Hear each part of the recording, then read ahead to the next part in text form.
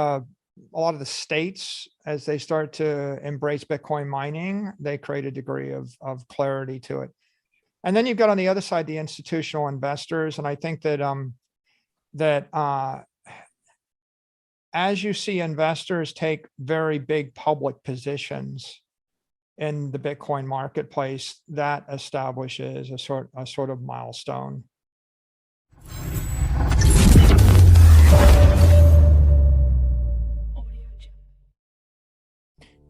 Well, if I look back to the first of the year 2020 and I compare Bitcoin's performance versus everything else, I think it's 10x better than most conventional assets. So I think it's already been doing very well in the past few years. I think it'll continue to do very well, and the primary driver is going to be education, as more and more people understand what it is, as they understand a digital monetary network, and they understand its status as a non-sovereign store of value, deflationary, synthetic bearer instrument, right? As they understand that, then it's going to gain more adherence, and it's going to continue to monetize. It'll do it with fits and starts. Well, one would argue if you are educated in Bitcoin, you're not selling. So who are the sellers right now? Traders, right? I've classified all the people in the market as 5 categories. You've got the deniers, the skeptics, the traders, the technocrats, and the maximalists.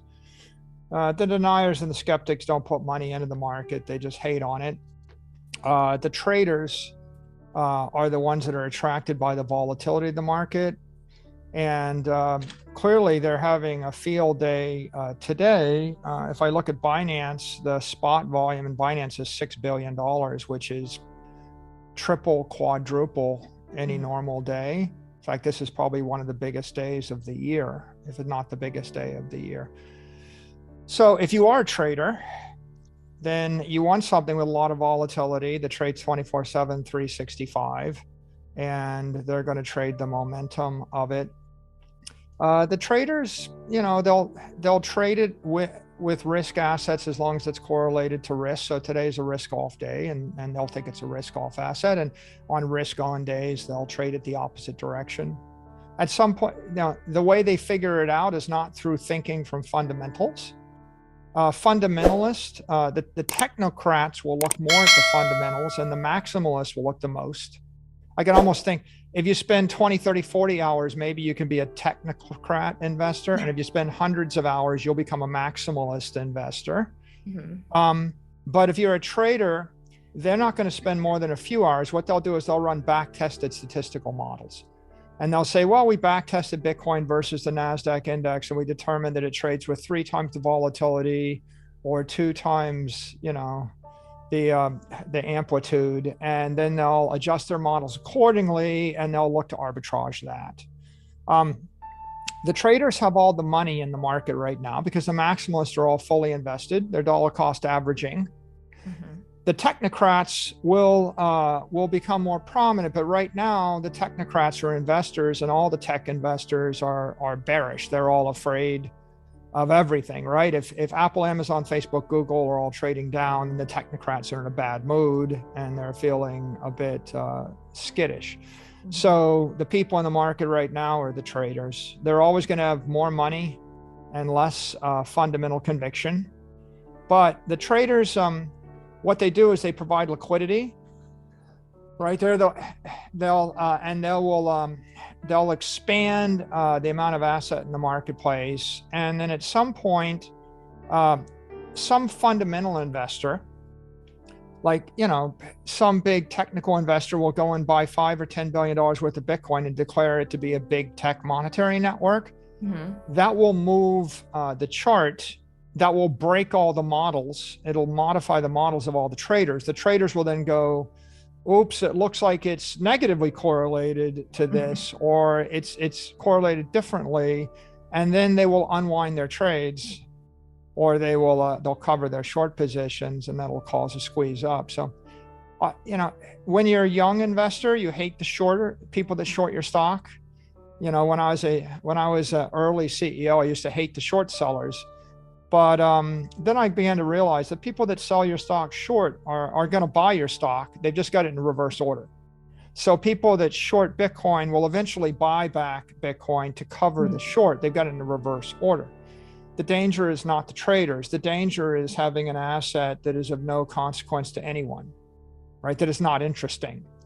So the market's being driven by the traders right now. It's the most exciting market in the world. It's the only thing you can talk about on Saturday afternoon. It's the only thing you can trade on Saturday afternoon. And in times of risk off, you know, when everybody's bearish and everybody's kind of bearish right now because of Fed policy and inflation and fears about the future.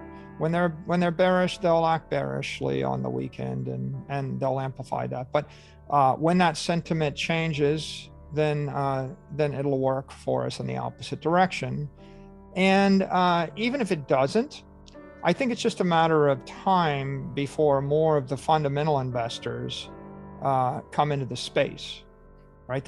The life cycle is going to be the deniers will become skeptics, the skeptics will become traders, the traders will become technocrats, and the technocrats will migrate to maximalist in the same way that water flows downhill. In the same way that people were originally skeptical of using steel and aluminum and electricity, but 20 years later, many of the skeptics had, you know, buildings made of steel with electricity in them, and they were flying in airplanes with aluminum in it. So, so their progress can be counted on. The only real question is over what time frame. Is it 10 years, 5 years, or 20 years that it takes? And that's where, if you're a trader, right, the traders kind of want to get it right. If you're a maximalist and your time frame is 20 years, then it doesn't matter to you, right? You already know the answer. If you're an investor with a time horizon of 4 years, well, maybe then you're going to wait on the sidelines until you think that you're within 4 years of hitting your goal. If you're a trader, their time horizon is 4 weeks or 4 days. And so they're always going to be concerned about taking a big commitment no matter what. I think this is the decade that it institutionalizes. So we're 2022 right now, and I think over the next 8 years, you see it progressively every year move from being a speculative, you know, risk asset to a less speculative store of value, bearer instrument. It'll probably take that long to mature. I got a set of milestones, right? There are the regulatory milestones. If FASB addresses the accounting issue and gives it fair value accounting, that would be a step in the right direction. That's one milestone forward.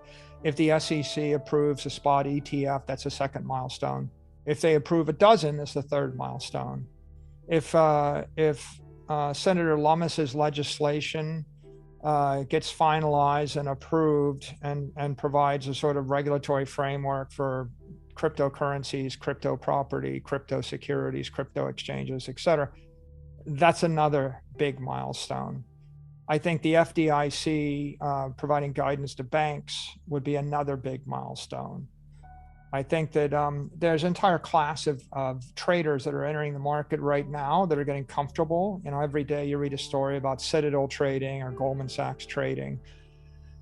2 years ago, even a year ago, they wouldn't have. So as they get more involved and as big banks offer coverage, like now you see Bank of America and Citigroup and others offering coverage of the space, I think that's another milestone. So you'll see a lot of those kind of regulatory milestones. I think a lot of the states, as they start to embrace Bitcoin mining, they create a degree of clarity to it. And then you've got on the other side the institutional investors, and I think that